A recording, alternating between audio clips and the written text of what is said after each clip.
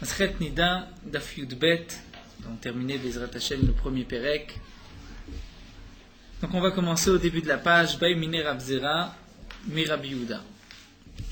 À la suite de ce que nous avons vu dans le Daf précédent, la Gemara se rapporte sur un morceau de la Mishnah.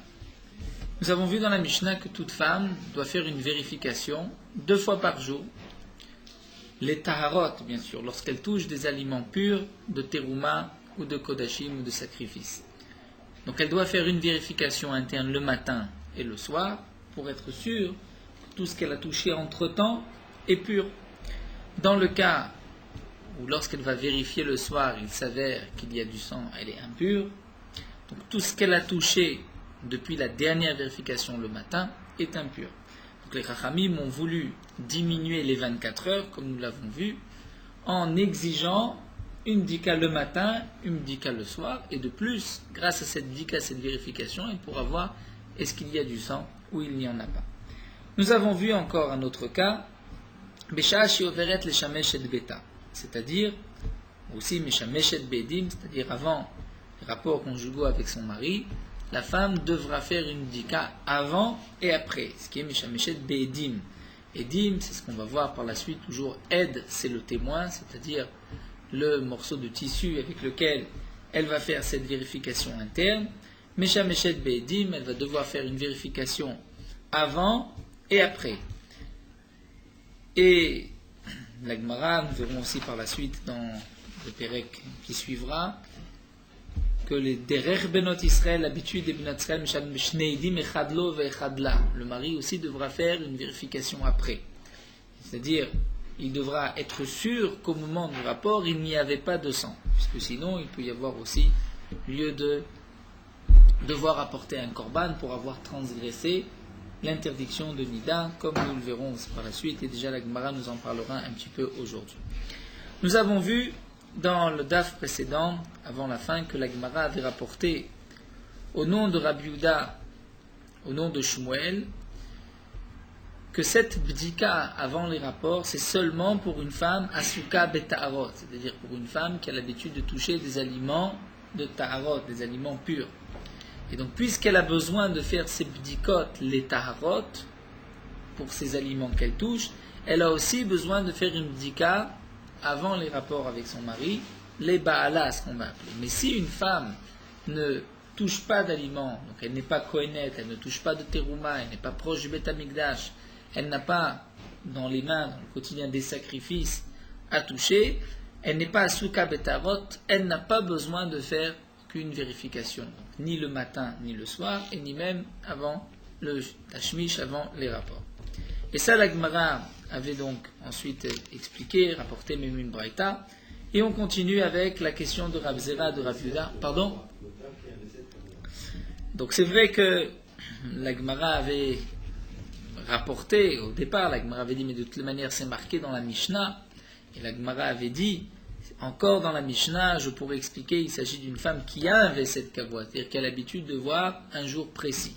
Mais une femme qui n'a pas de Veset Kavod, c'est-à-dire qui n'a pas de jour précis, peut-être qu'elle devrait faire une bdika, et la Gemara avait dit que non, même dans ce cas-là, elle n'a pas besoin de faire de bdika. Donc, dans aucun cas, une femme qu'elle ait un Veset Kavod, c'est-à-dire un moment fixe, un jour précis où elle a l'habitude de voir ses règles, ou qu'elle n'en ait pas, lorsqu'elle ne touche pas d'aliments purs, a priori, elle n'a pas besoin de faire de bdikot. C'est ce que nous dit ici Rabbi Yehuda Mar Shmuel. On va continuer, la Gemara va encore expliquer par la suite, et on verra juste à la fin, c'est vraiment la dernière ligne où encore nous allons retrouver une machloket rishonim, comment comprendre, est-ce que effectivement aujourd'hui les femmes ne touchent pas d'aliments purs, y a-t-il besoin d'une vérification avant et après ou pas.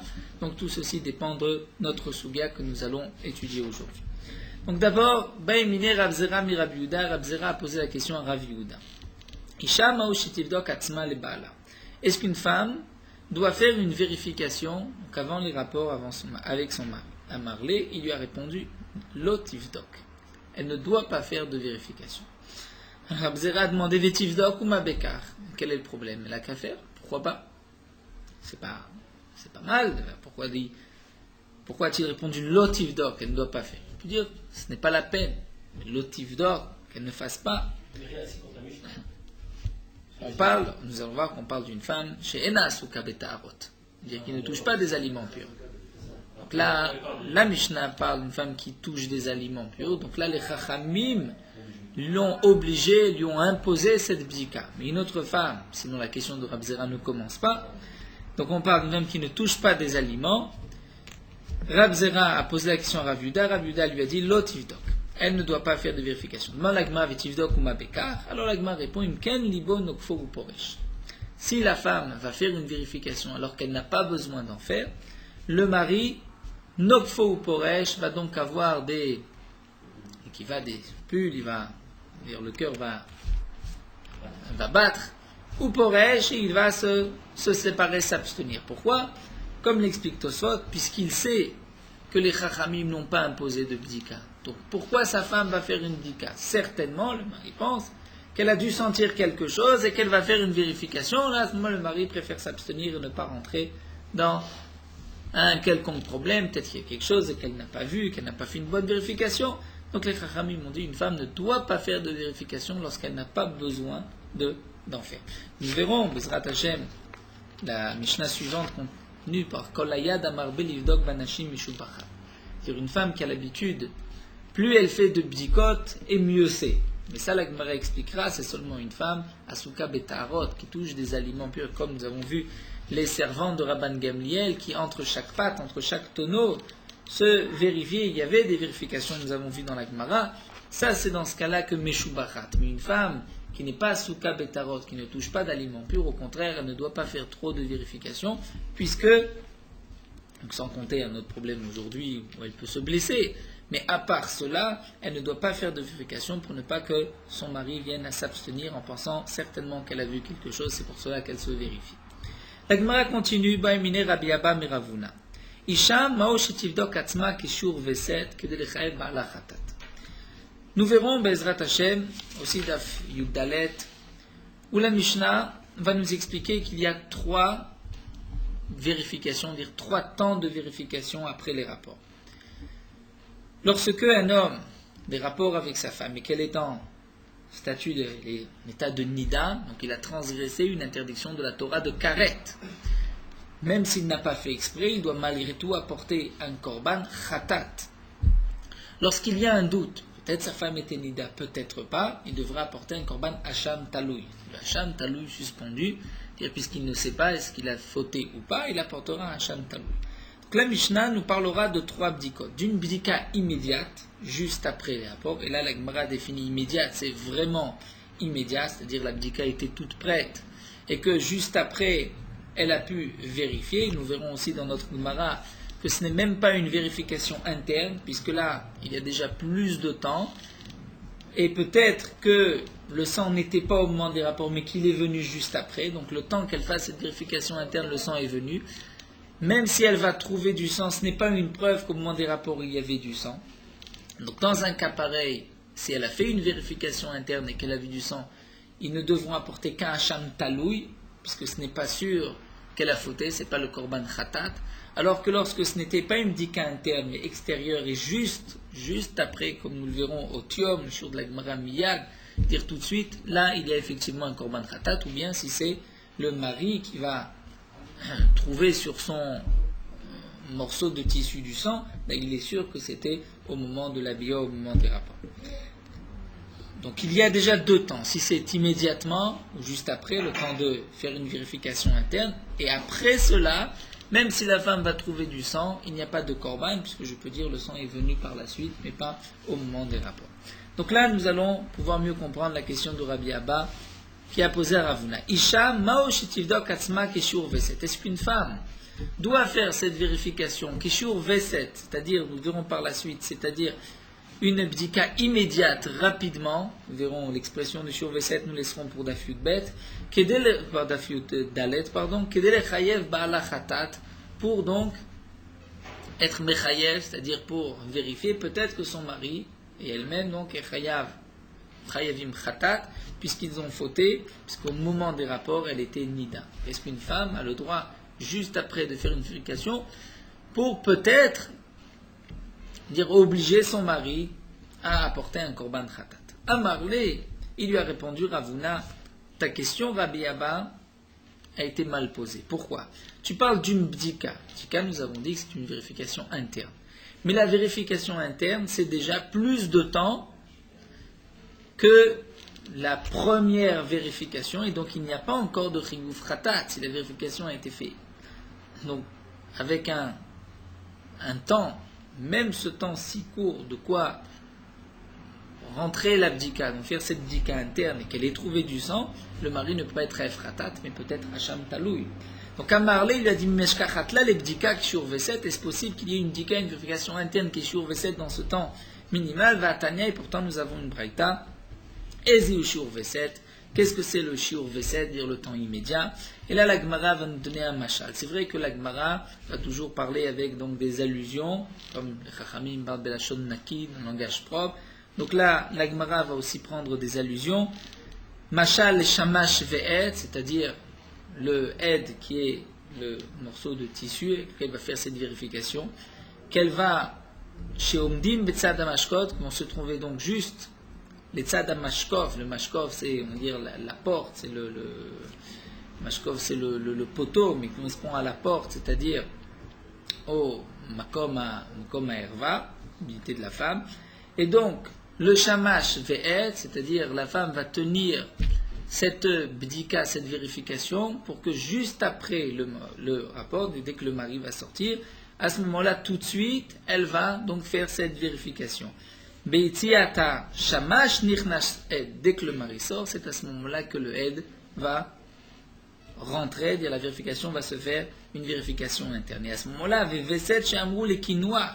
C'est un V7, mais seulement lorsque la vérification extérieure, quinois, va s'essuyer, la traduction de quinois, vélo l'abdika, mais pas une vérification interne, puisque le temps que l'abdika rentre à l'intérieur, déjà, c'est un temps qui est pas immédiat après les rapports, c'est déjà un temps supplémentaire, et là, ce n'est pas sûr que le sang était au moment de la bia. Donc, lorsque il y a une vérification interne, il ne peut pas y avoir de korban khatat. On est déjà dans un deuxième temps. Alors, Rabbi Abba va reposer sa question, et la maoshete kanea. Donc, peut-être la question, ce n'est pas qu'une femme fasse une vérification interne, mais qu'elle se prépare à faire une vérification externe, mais tout de suite après, pour que s'il y a du sang, le mari va être hayab, ils devront apporter un korban khatat. C'est vrai, mais parfois, il peut ne rien avoir sur la vérification du mari, alors qu'il peut y avoir la vérification de la femme. Tout dépend de la quantité de sang.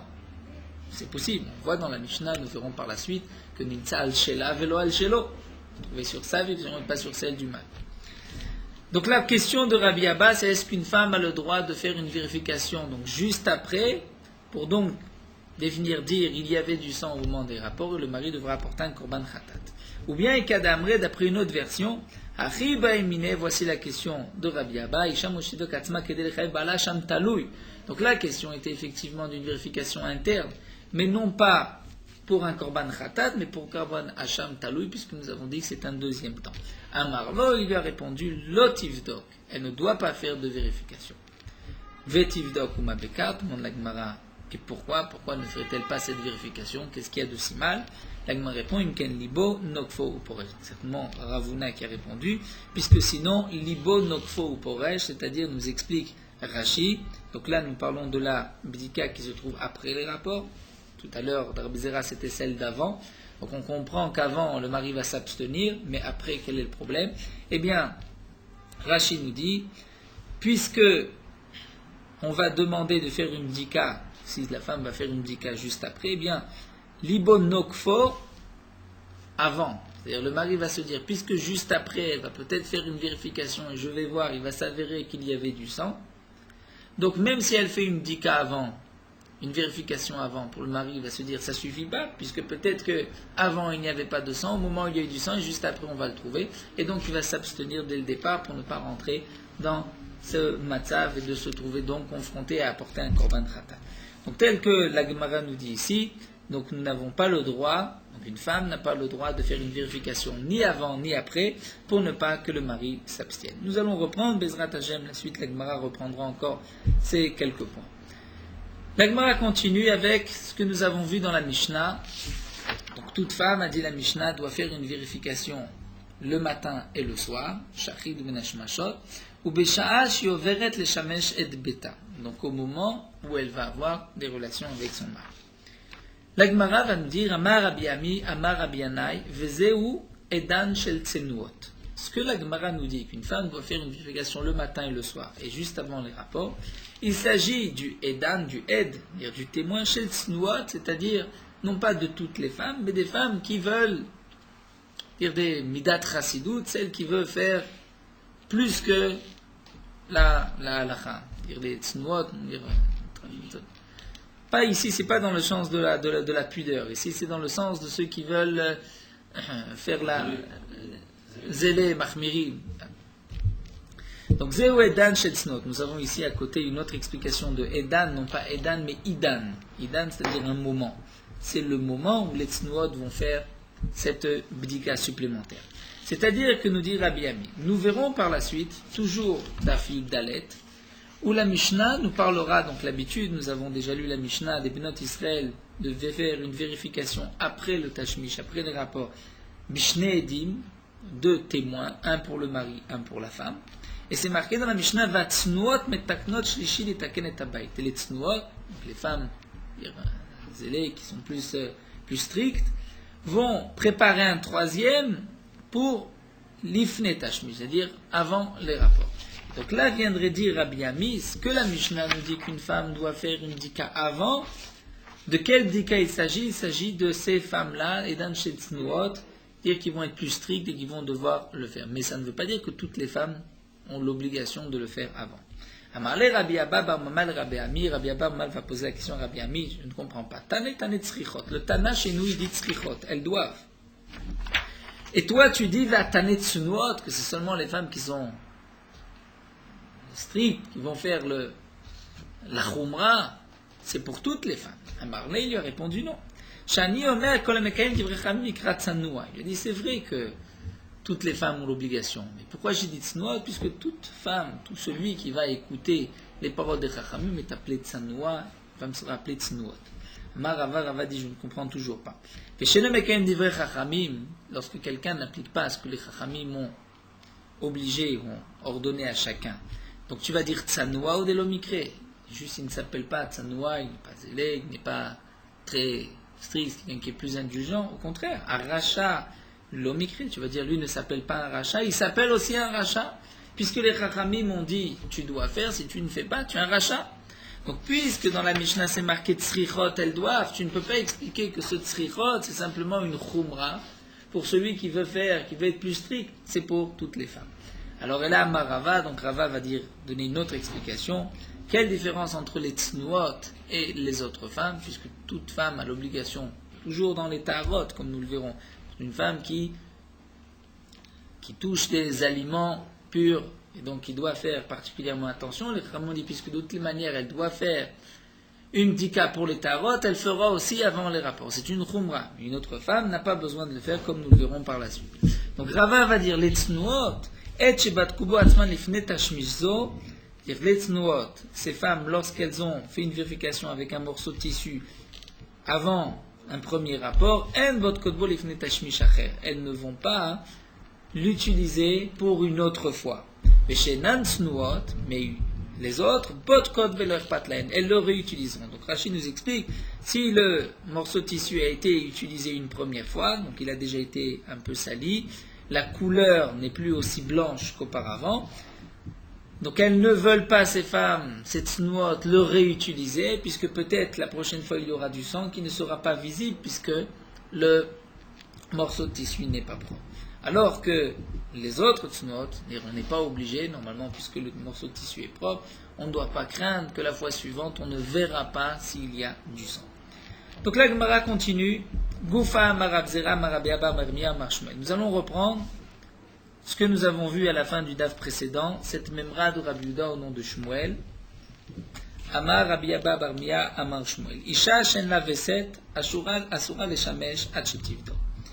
Donc la Gemara nous dit, nous avons enseigné au nom de Shmuel, une femme chez en la veset qui n'a pas de moment fixe, c'est-à-dire elle n'a pas de jour fixe auquel elle a l'habitude de voir ses règles, asura le shamesh atchetivdo. Elle a l'interdiction d'avoir une relation avec son mari, Tivdok, jusqu'au moment où elle va faire une vérification. Donc elle doit faire une vérification avant, étant donné qu'elle n'a pas de V7, elle n'a pas de moment fixe.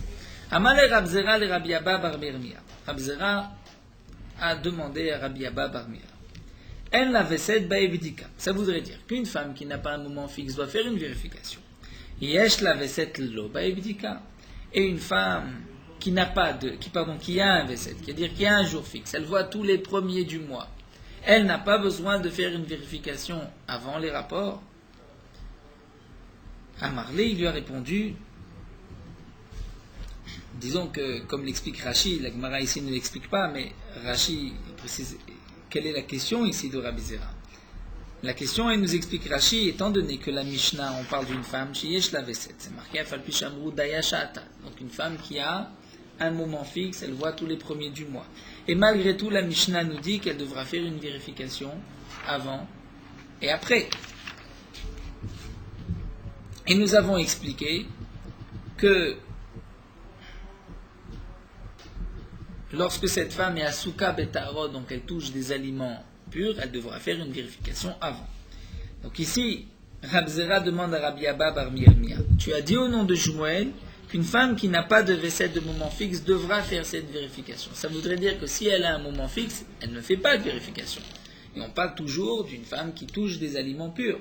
Puisque si cette femme ne touche pas de Taharot, même lorsqu'elle n'a pas de V7, elle n'a pas de moment fixe, elle n'a pas besoin de faire de vérification. C'est ce que la Gemara va tout de suite nous dire. Donc, si Shmuel nous a dit qu'une femme qui n'a pas de vêtement fixe doit faire une vérification obligatoirement, qu'il s'agit d'une femme qui touche des aliments de Taharot. Si c'est ainsi, comment peux-tu dire que si elle a un V7, je déduis de tes paroles, que si elle a un V7, si elle a un moment fixe, elle n'a pas besoin de faire de bdika, puisque dans ce cas-là, la Mishnah nous dit qu'elle devra faire une bdika avant les rapports. Amarle, Rabzera, le Rabbi Abba Mia. Donc elle n'a V7, bdika, mais si elle a un V7, elle a un moment fixe, le bdika n'a pas besoin de faire de vérification, pourtant dans la Mishnah c'est marqué le contraire.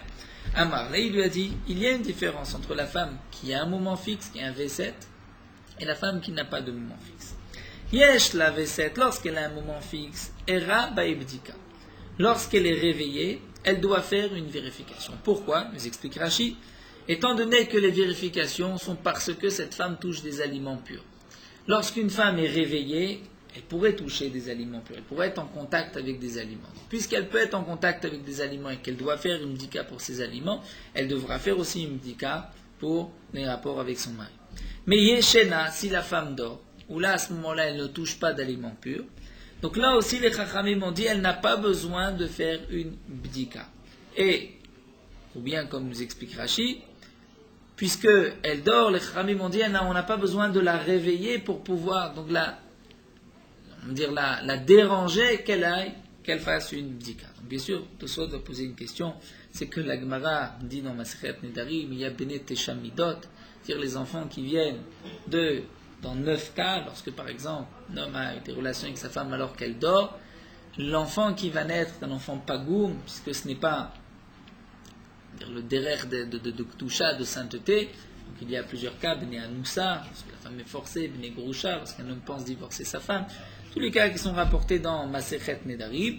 Et un des cas, c'est la femme qui dort. Donc un homme n'a pas le droit d'avoir des relations avec sa femme si elle n'est pas réveillée. Comment la Gemara ici peut imaginer le cas de Yeshena d'une femme qui dort, l'Obaïbdika qui n'a pas besoin de vérification. Donc Tosfot va donner deux réponses. D'abord, va nous dire Tosfot peut-être que ici on parle par rapport au din de l'abdika. On ne rentre pas dans la Gemara, est-ce que c'est bien ou c'est pas bien, pour un autre point. Si on parle, est-ce qu'elle doit faire une bdika ou pas. Mais Tosfot va donner une autre explication, qu'ici il ne s'agit pas d'une femme qui dort, Yeshena, complètement, qui ne va pas être réveillée, mais qui est à moitié endormie. Donc puisqu'elle est en moitié endormie, elle n'a pas, elle n'est pas suffisamment consciente et réveillée pour pouvoir dire est-ce qu'elle est Théora ou pas. Donc là, la question est-ce qu'elle doit faire une vérification ou pas. Est-ce qu'elle va réfléchir, elle va penser je n'ai rien senti ou j'ai senti, il y a quelque chose. Donc là, les Chacham m'ont dit puisqu'elle dort, elle est à moitié endormie, l'Oboy Bdika, elle n'a pas besoin de faire de Bdika. Donc ici, on a une différence entre une femme chez Yesh la V7 qui a un moment fixe elle a l'habitude de voir tous les premiers du mois, et la femme qui n'a pas de moment fixe. Yesh la Veset, lorsqu'elle est réveillée, elle doit faire une vérification. Lorsqu'elle dort, elle n'a pas besoin de faire de vérification. Elle la Veset, lorsqu'elle n'a pas de moment fixe, ben era ben yeshena baibdika, qu'elle soit réveillée ou endormie, elle doit faire, baibdika, elle doit faire une vérification. Voici donc la différence, telle que nous répond Rabbi Abba bar Yirmiyah. Donc lorsque Shmuel a dit, une femme qui n'a pas de Veset doit faire une bdika, il s'agit d'une femme même lorsqu'elle dort. Alors qu'une femme qui a un moment précis, lorsqu'elle est à moitié réveillée, n'a pas besoin de faire de bdika. Dans la Mishnah, le cas de la Mishnah où c'est marqué que toute femme, même lorsqu'elle a un Veset, elle doit faire une bdika, c'est lorsqu'elle est réveillée, elle devra faire une bdika avant les rapports. Amar Rava va juste reprendre la question de Rabbi Zira et va demander pourquoi Rabbi Abba bar Yirmiyah n'a pas répondu à Rabbi Zira de cette manière. Yesh la Vesed, les tarot baibdika, les bala lo baibdika. Lorsqu'une femme a un moment fixe, donc lorsqu'une femme a un moment fixe, elle a l'habitude de voir Rosh Chodesh, donc je sais qu'elle a un jour fixe, tant que ce jour-là n'est pas arrivé, je ne dois pas craindre qu'il y ait du sang. Pourquoi va-t-il y avoir du sang puisque ce n'est pas encore son jour? Donc j'aurais pu dire, Yesh la Vesed, les tarot baibdika, elle doit faire une bdika par rapport au tarot lorsqu'elle va toucher un aliment pur, mais les balas par rapport à son mari, lo baibdika, elle n'a pas besoin de vérification. Alors que en la Vesed, lorsqu'elle n'a pas de moment précis, afilo les balas na baibdika, même si elle ne touche pas d'aliment pur, mais seulement vis-à-vis de son mari, elle devra faire une vérification. Alors pourquoi Rabbi Yirmiyah bar Abba n'a pas répondu, Rabbi Abba bar Yirmiyah n'a pas répondu ainsi, il aurait ainsi simplifié la question que Rabbi Zera lui avait posée? La Gemara répond à Marle Achi Shma Mina Kasavar Shmuel Kol le Baal Lobdika. Donc nous voyons d'ici une règle que Kol le Baal Lobdika, une femme qui ne touche pas d'aliments de Taharot n'a pas besoin de faire des vérifications par rapport à son mari. Donc c'est pour cela que la Gemara n'a pas pu donner cette différence entre une femme Yesh la Veset ou En la Veset. Puisque si la femme ne touche pas, n'est pas en contact avec des aliments purs, donc elle n'a pas besoin du tout de faire de bdikot. Ni avant, ni après, qu'elle ait un Veset ou qu'elle n'en ait pas, par rapport à son mari, elle n'a pas besoin de faire de bdikot. Donc, puisqu'on parle de toutes les manières d'une femme, chez Asuka Betavot, c'est-à-dire qui touche des aliments purs, donc là, la Gemara a posé la question, alors quelle différence avec la Mishnah? Dans la Mishnah, c'est marqué que même lorsqu'elle a un Veset, elle doit faire une vérification, et Shmuel nous a dit que non. La Gemara a répondu, Shmuel parle dans le cas où elle est à moitié endormie. Et donc, dans ce cas-là, elle n'a pas besoin de vérification, puisque de toutes les manières, elle, dans un état pareil, elle ne toucherait pas d'aliments, ou bien comme dit Rachid, les femmes n'ont pas voulu lui imposer. Donc c'est pour cela qu'elle n'a pas besoin de faire de bdika. Alors que lorsqu'elle est réveillée, elle devra donc faire une bdika.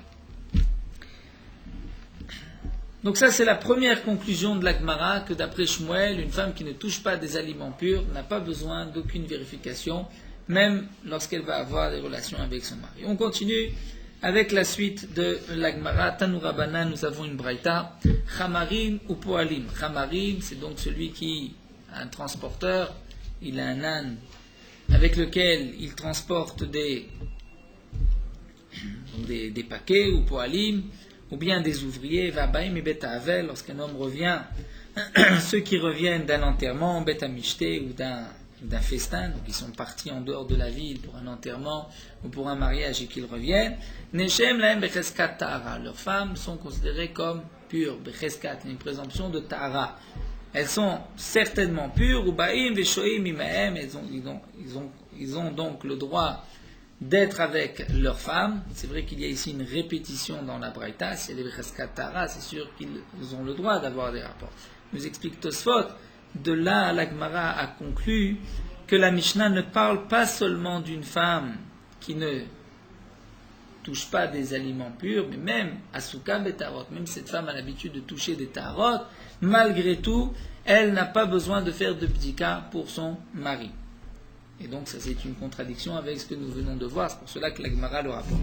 Donc la Gemara nous dit, lorsque ces hommes reviennent de loin, leur femme est considérée comme pure, ou bien ils ont le droit d'avoir des rapports avec elle, ben ishenot ben erot, qu'elle soit moitié endormie ou réveillée. Bien sûr, lorsque le mari les a laissés en état de pureté. Mais si au moment où le mari les avait quittés, elles étaient impures, elles restent dans leur impureté. Donc la femme doit dire à son mari, je suis pure, j'ai été au mikvé. Véa Shmuel, demande la Gemara, Bemaï Mukela. Donc Shmuel, qui nous a dit qu'une femme qui ne touche pas d'aliments purs n'a pas besoin de bdika pour son mari. Mais celle qui touche des tarots, qui est en contact avec des tarots, doit faire une vérification avant les rapports avec son mari. Comment Shmuel va expliquer cette Mishnah? Si la Braïta parle d'une femme qui a un moment fixe, et nous avons vu qu'Ashiera, nous allons avoir une question. Lorsque cette femme est réveillée, nous avons vu dans cette Braïta, Ben Ishna, Ben Erot, elles n'ont pas besoin de bdika, pourtant Shmuel nous a dit que si elle est réveillée, elle doit le faire. Puis Bishen la Veset, si elle n'a pas de moment fixe, caché Ben Era, Ben Ishna, la question est double. Si cette femme dort ou qu'elle ne dort pas, elle doit faire une bdika, nous a dit Shmuel, lorsqu'elle est à Souka Betarot, lorsqu'elle est en contact avec des tarot. La Gemara répond, l'Olam Shish la Veset.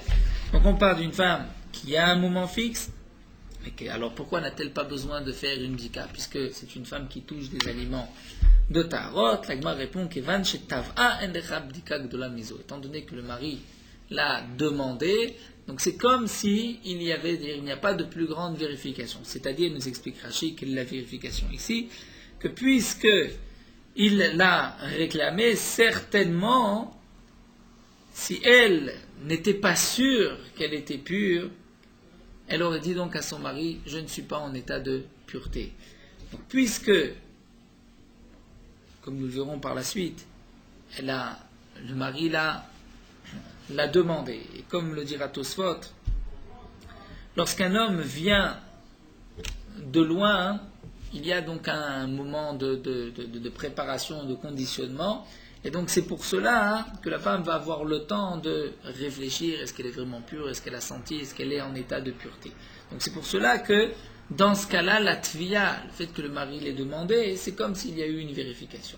Alors que s'il n'était pas parti loin, simplement demander n'est pas suffisant, puisque sinon la question revient sur Shmuel. Shmuel parle bien dans un cas où le mari aussi l'a demandé, et pourtant la vérification doit se faire. Donc la Gemara nous dit, puisqu'il a demandé, il n'y a pas de plus grande bdika.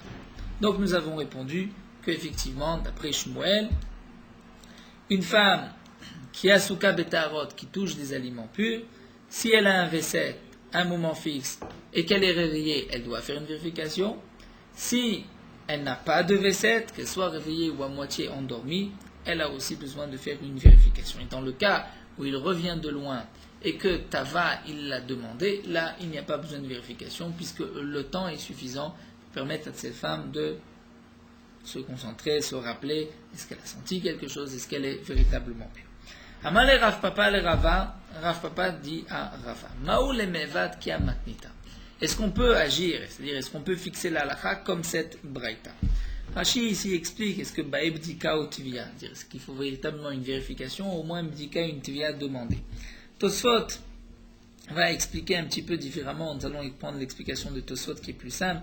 Dire Tosfot pose la question, dans le cas où la femme est à moitié endormie, est-ce que le mari devra donc peut-être la réveiller et lui demander, est-elle vraiment sûre qu'elle est en état de pureté?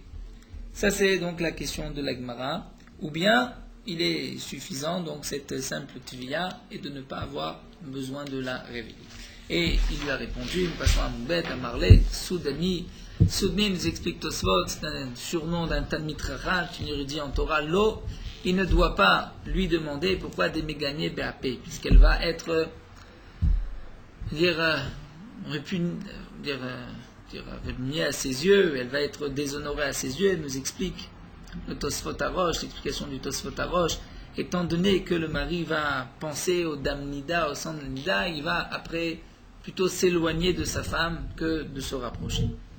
Donc la Gemara nous dit ici, ou comme le dit Tosfot, s'il a besoin de la réveiller, d'après l'explication de Tosfot, eh bien, tout ce temps-là va au contraire la repousser de lui. C'est donc pour cela que les Chachamim ont dit, il n'a pas besoin de la réveiller, il n'a pas besoin, donc il n'y a pas lieu de faire ici une bdika.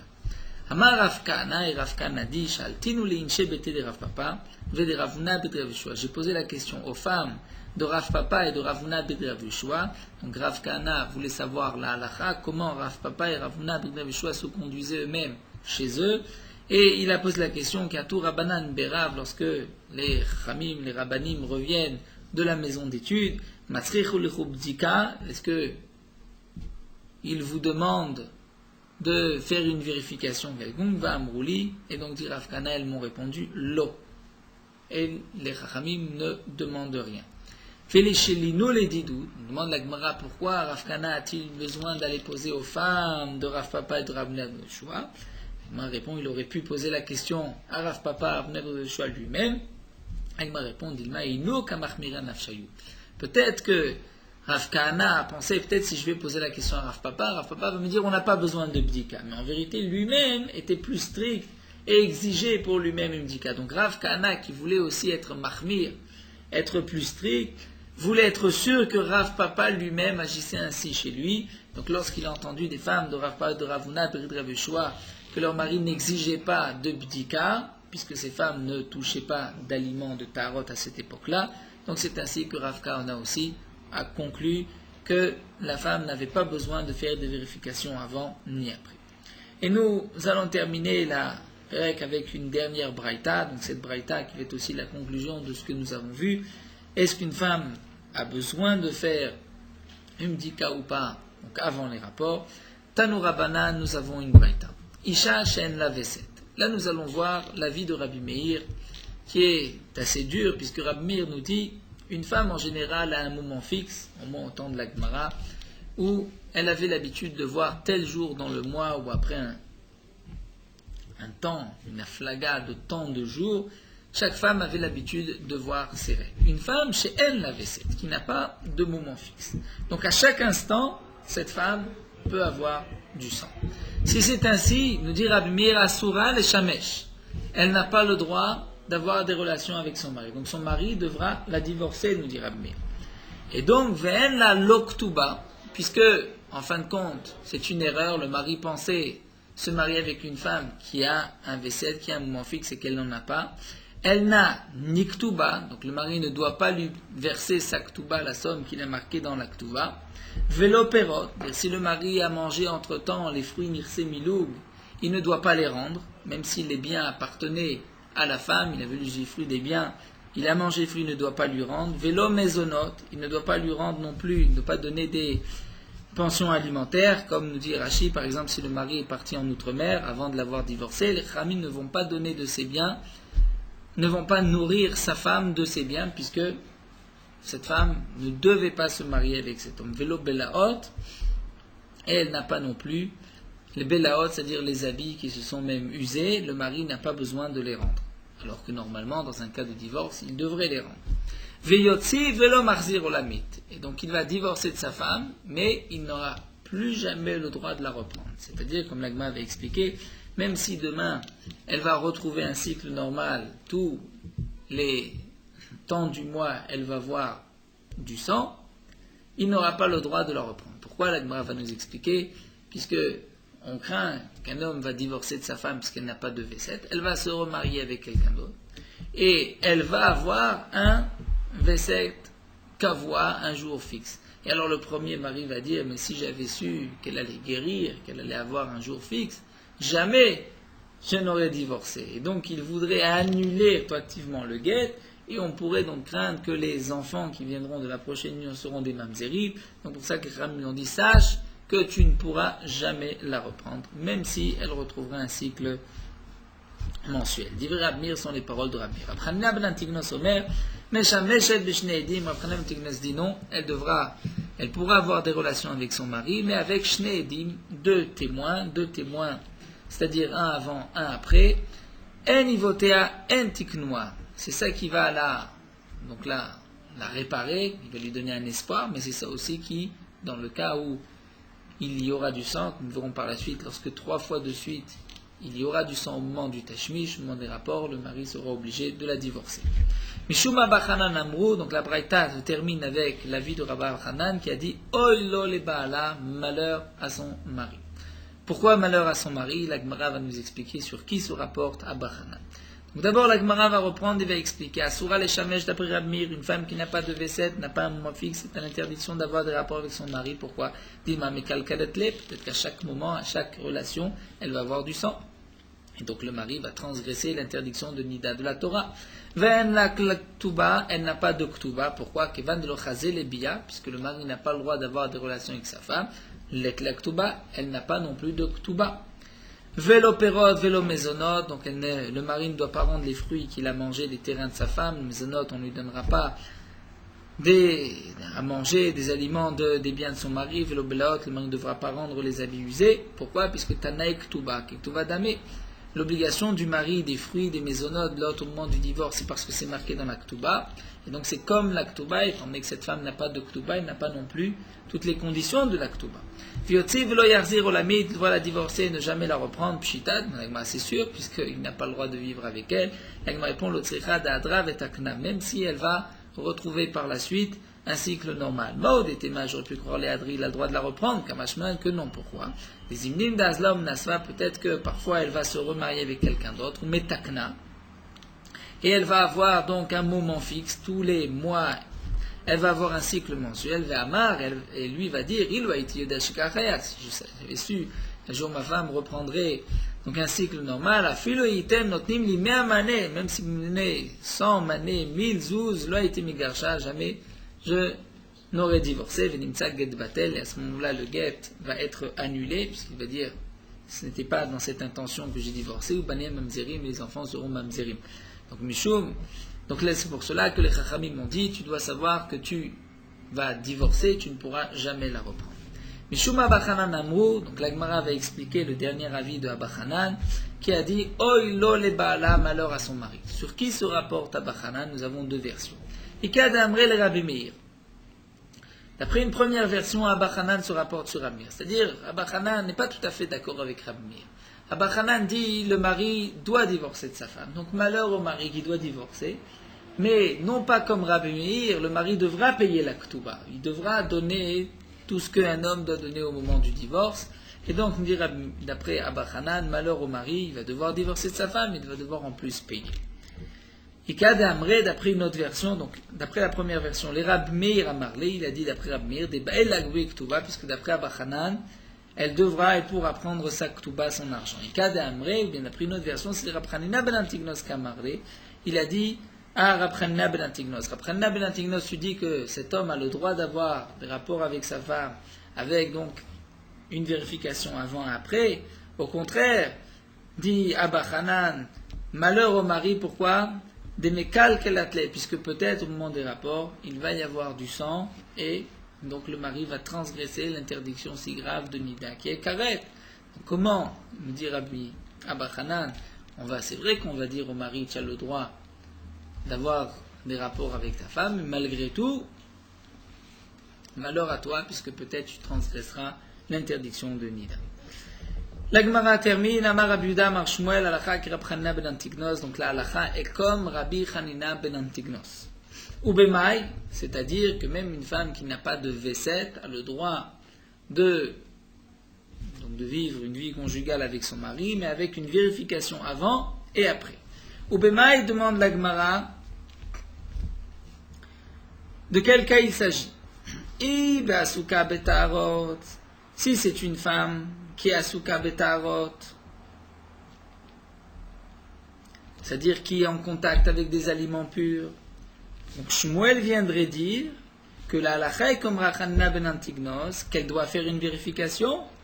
Ça amra Shmuel chadazimna, Shmuel l'a déjà dit, qu'une femme qui touche des aliments purs doit faire une vérification avant les rapports avec son mari. Ça c'est déjà enseigné, pourquoi Shmuel a besoin de se répéter?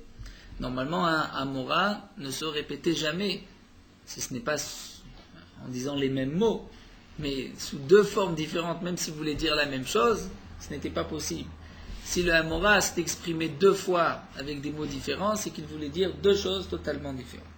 Donc demande la Gemara, si Shmuel vient nous dire ici que la halakha est comme Rabbi Hanina ben Antignos, que même une femme qui est en contact des aliments purs doit faire une dika, ça Shmuel l'a déjà dit. Donc peut-être que Rabbi Hanina ben Antignos, toute cette marloquette, cette braïta que nous venons de voir, on ne parle pas d'une femme qui est en contact avec des aliments de taharot, des aliments purs. Comme c'est à peu près la pashtout de la braïta, puisqu'on ne parlait pas de taharot dans ce Tanoura Banan. Alors demande la Gemara, au contraire, à Markol et Balalobudika, nous avons vu au nom de Shmuel que Kol le Baala, l'Obaevdika, une femme, lorsque ce n'est que par rapport à son mari, elle ne touche pas d'aliments purs, on n'a pas besoin de vérification. La Marabzera, Marabiaba, Bermia, Amar Shmuel, Isha, Shenla, Veset, Asura, les Shamesha, Chetivdok. Une femme, donc qui n'a pas de Veset, qui n'a pas de moment fixe, un moment, un cycle régulier, Asura, les Shameshivdok, elle a l'interdiction donc d'avoir des relations avec son mari, jusqu'au moment où donc, elle doit d'abord faire une vérification. Et nous avons expliqué que c'est Basuka Betarot, lorsqu'elle est en contact des aliments purs. Mais lorsqu'elle n'est pas en contact avec des aliments purs, elle n'a pas besoin de faire de bdika. Donc, si on parle ici d'une femme, chez Ena Asuka Betarot, qui ne touche pas des aliments purs, donc c'est impossible d'expliquer Raphanna ben Antignos, de dire que Shmuel viendrait dire la halakha comme Raphanna ben Antignos, puisqu'une telle femme n'a pas besoin de bdika. Les Khamim n'ont pas été jusqu'à là, à craindre que peut-être au moment des rapports il va y avoir du sang. Donc la Gemara se retrouve avec un problème. Comment comprendre cette dernière phrase de Shmuel que la halakha comme Raphanna ben Antignos? La Gemara va répondre Man de matnea lo matnea, c'est-à-dire, et là nous avons deux explications. L'explication de Rashi, la Gemara va dire, en vérité, on parle d'une femme be'asuka betarot qui est en contact avec des aliments purs. Et donc, c'est vrai qu'elle n'a pas besoin de faire c'est vrai qu'elle doit à ce moment-là faire une vérification. Comme l'a dit déjà une fois Shmuel, puisque Shmuel l'avait déjà dit, comme nous l'avons expliqué, qu'on parle d'une femme be'asuka betarot. Donc, comment se fait-il que Shmuel se répète? La Gemara dit, man de matnea lo matnea. Celui qui a enseigné cela n'a pas enseigné cela, puisqu'une memra était de Rabbi Yehuda au nom de Shmuel, et l'autre memra était, comme nous l'avons vu, l'autre memra de Shmuel était au nom de Rabbi Abba bar Yirmiyah, au nom de Shmuel. Donc, puisque ce sont une fois Rabbi Abba bar Yirmiyah et une fois Rabbi Yehuda qui l'a dit, peut-être Rabbi Yehuda l'a enseigné ainsi, Rabbi Abba bar Yirmiyah l'a enseigné différemment. Mais Rabbi Yehuda n'avait pas enseigné les deux enseignements de Shmuel. Donc on va parler d'après Rachid d'une femme asuka betarot, c'est-à-dire qui est en contact, qui touche des aliments purs. Et c'est dans ce cas-là que la halakha comme Raphanna ben Antignos, que si elle n'a pas de V7 kavua, elle devra faire une vérification, comme nous l'avons vu dans la Gemara, puisqu'une femme qui est en contact avec des aliments de tarot doit faire aussi avant les rapports et après une vérification. Alors qu'une femme chez Ena asuka betarot, comme de nos jours, d'après Rachid, d'après beaucoup de Rishonim, donc une femme n'a pas de tarot, elle n'a pas besoin de faire aucune vérification, ni avant ni après, et comme la Gemara nous l'a dit aussi, elle n'a pas le droit de le faire, puisque sinon peut-être que le mari va s'abstenir. C'est l'explication de Rashi. Malgré tout, il y a une autre explication qui est rapportée dans Rashi lui-même, c'est l'explication de Rabbeinu Hananel, qui va dire Man de matnea lo matnea, mais sur le contraire, on parle d'une femme chez Ena asuka betarot d'après la conclusion, et là nous avons une marloquette amoraïm d'après Shmuel, est-ce qu'elle doit faire une dika ou pas, et d'après Rabbeinu Hananel, donc même une femme de nos jours chez Ena asuka betarot qui ne touche pas des aliments purs, devra malgré tout, avant les rapports de son mari et après, faire une vérification. C'est donc une marloquette entre Rashi, d'autres Rishonim et Rabbeinu Hananel.